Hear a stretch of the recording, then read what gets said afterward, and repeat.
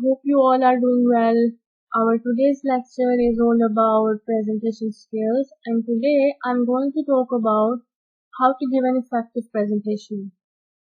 इस लेक्चर में हम बेसिकली वो सारे फैक्टर्स कवर करेंगे जो किसी भी तरह से एक अच्छी और इफेक्टिव प्रेजेंटेशन को डिलीवर करने में इन्वॉल्व होते हैं।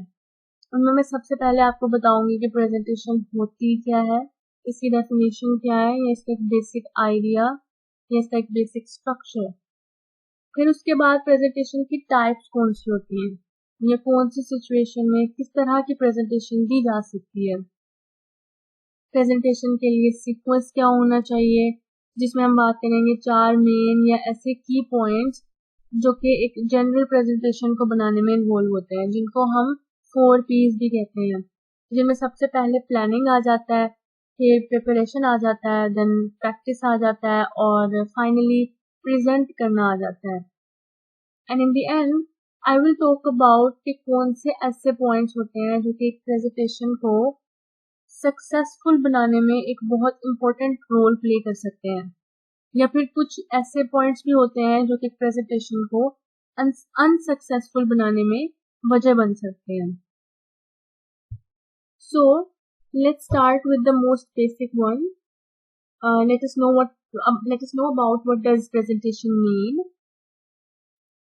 जैसे कि आप देख भी सकते हैं कि अगर हम प्रेजेंटेशन को टिपिकल मीनिंग में लेते हैं तो इसका मतलब होता है कि एक ऐसा पीस ऑफ इंफॉर्मेशन जो कि आपने आगे डिलीवर करना है या कन्वे करना होता है, ठीक है।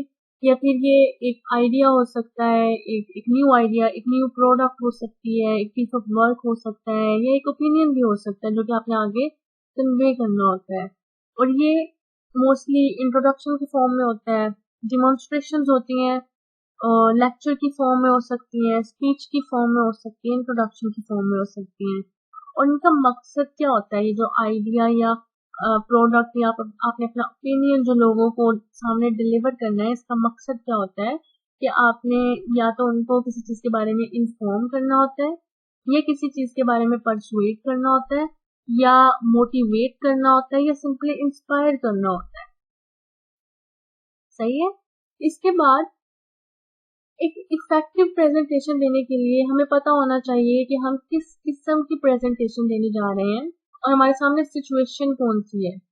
और यहाँ पर ही हम प्रेजेंटेशन की टाइप्स में से डिसाइड करते हैं कि आप कौन सी टाइप ऑफ प्रेजेंटेशन दोगे। तो टाइप्स ऑफ प्रेजेंटेशन में you need to make sure what type of presentation you are going to deliver.